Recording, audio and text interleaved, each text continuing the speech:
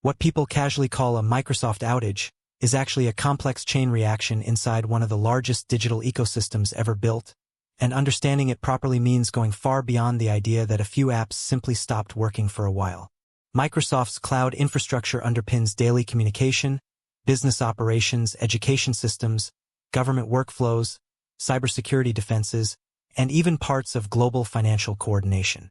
When a disruption occurs in the United States, it does not stay local for long, because US-based infrastructure is deeply intertwined with global routing, authentication, and data processing.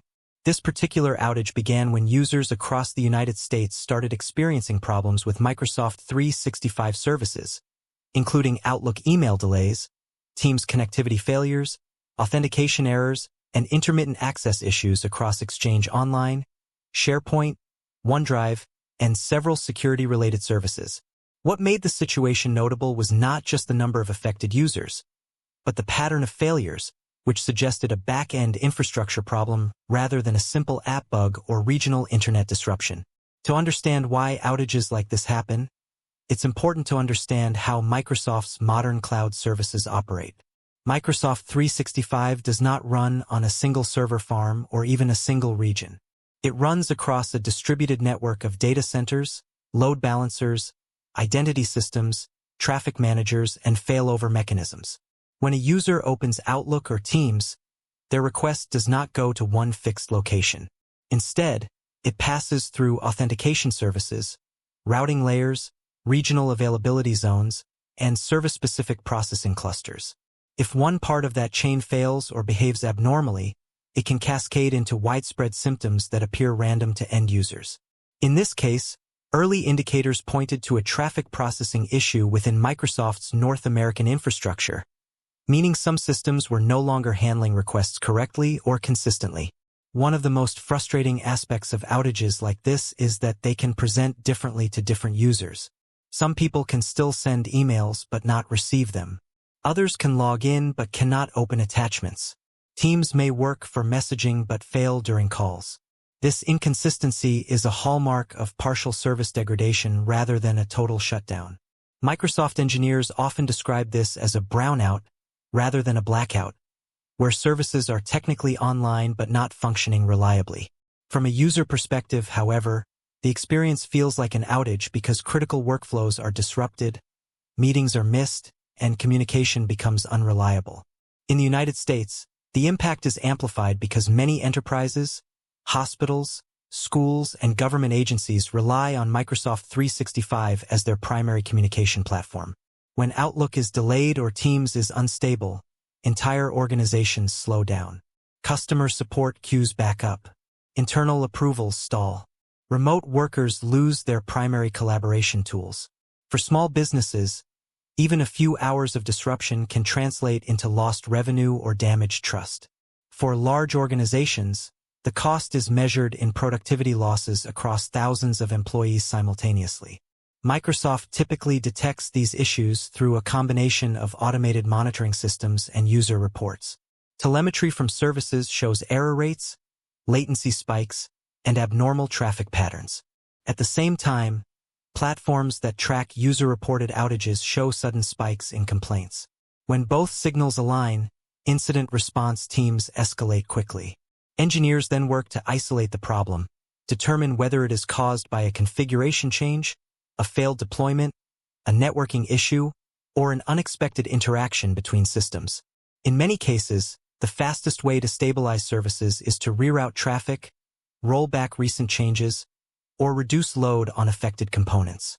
What makes cloud outages particularly challenging is that systems designed for resilience can sometimes complicate recovery. Automatic failover mechanisms may shift traffic in ways that overload healthy systems. Identity services, which control authentication and access tokens, can become bottlenecks if they are even slightly impaired.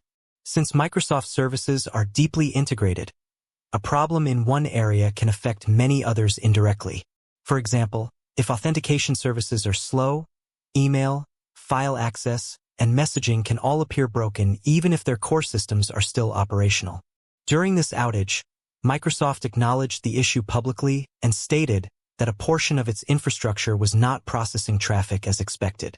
That phrasing is important because it suggests that the hardware itself may not have failed outright, but rather that software logic governing traffic flow or request handling behaved incorrectly.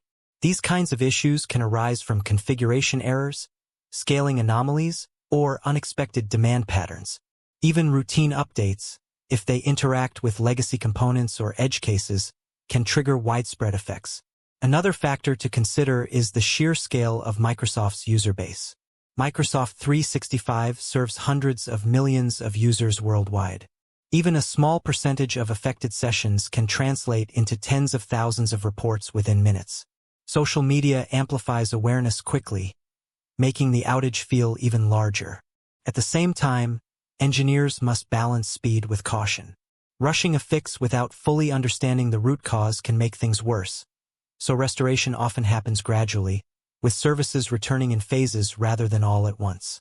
For users in the United States, the experience of the outage often raises questions about reliability and dependency. Many people assume that large tech companies are immune to downtime, but in reality, complexity increases risk. The more interconnected a system becomes, the more ways it can fail in subtle and unexpected ways. Cloud computing trades individual server failures for systemic risks, where rare issues can affect millions at once. This is not unique to Microsoft.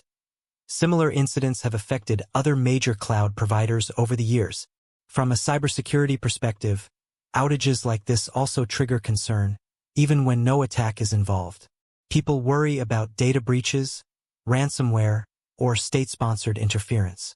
In most cases, however, outages are operational rather than malicious. Microsoft typically states clearly if there is any evidence of a security incident, and in this case, there was no indication that user data was compromised. Still, the disruption highlights how dependent modern digital life has become on centralized platforms. As services began to recover, many users reported intermittent improvements, followed by occasional setbacks. This pattern is common during recovery phases. Engineers may restore capacity in one region, only to discover secondary effects elsewhere. Load balancing adjustments can take time to propagate. Caches need to refresh. Authentication tokens may need renewal. Users may have to restart applications or re-authenticate before things feel fully normal again. Even after official status pages show resolved, some users may continue experiencing issues for hours. For content creators and commentators, events like this are also a reminder of how quickly digital news cycles move. An outage that lasts a few hours can dominate headlines.